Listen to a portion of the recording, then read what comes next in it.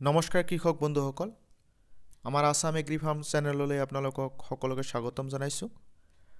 আজি আমি গম বা ঘেঁহু খেতিৰ বিষয়ে আলোচনা কৰিম। শীতল আৰু অপেক্ষাকৃতভাৱে শুকান জলবায়ু গম খেতিৰ কাৰণে উপযোগী।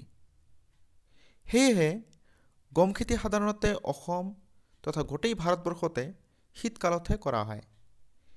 এই খেতিৰ কাৰণে পলসুৱা বোকা মাটিৰ প্ৰয়োজন হয়।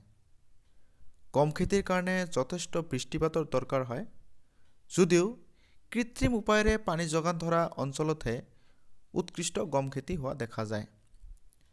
অসমত এনেকুৱা ঠাণ্ডাৰ সময়ত বৰষুণৰ পৰিমাণ যথেষ্ট কম, গতিকে কৃত্ৰিম উপায়েৰে পানী যোগান ধৰাৰ যথেষ্ট প্ৰয়োজন হয়।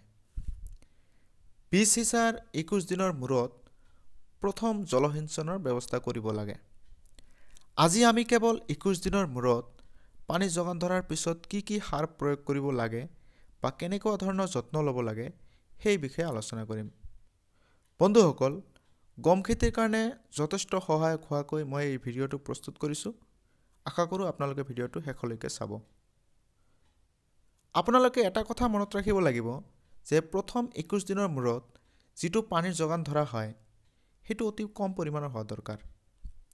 যদি এই সময়ত পানী বেছিকৈ দিয়া হয় তেতিয়াহ'লে কিন্তু গম খেতিৰ বৃদ্ধি যথেষ্ট পৰিমাণে কমি যোৱাৰ সম্ভাৱনা থাকে।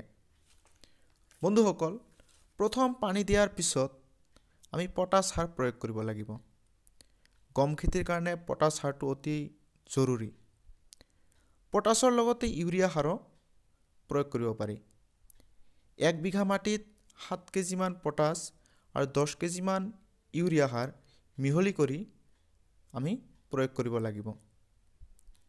জলসিঞ্চনৰ 4-5 দিনৰ ভিতৰত এই সাৰবিলাক প্ৰয়োগ কৰিব পাৰিলে ভাল। তাৰপিছত গম খেতিত আৰু এটা সাৰ প্ৰয়োগ কৰিব পাৰি, সেইটো হ'ল ছালফাৰ। ছালফাৰ বিঘা প্ৰতি 1 কেজিমান প্ৰয়োগ কৰিলেই যথেষ্ট। ছালফাৰ প্ৰয়োগ কৰাৰ ফলত ঘেঁহু খেতিৰ বৃদ্ধি যথেষ্ট পৰিমাণে বাঢ়ে আৰু গা-গছ সুস্বাস্থ্যৱান কৰি ৰখাত সহায় কৰে। বন্ধুসকল, আজিৰ ভিডিঅ'টো এইখিনিয়ে আছিল। আপোনালোকৰ যদি ভিডিঅ'টো চাই ভাল লাগে লাইক শ্বেয়াৰ কৰিব আৰু যদি মোৰ চেনেলটো এতিয়ালৈকে ছাবস্ক্ৰাইব কৰা নাই ছাবস্ক্ৰাইব কৰিব। ধন্যবাদ।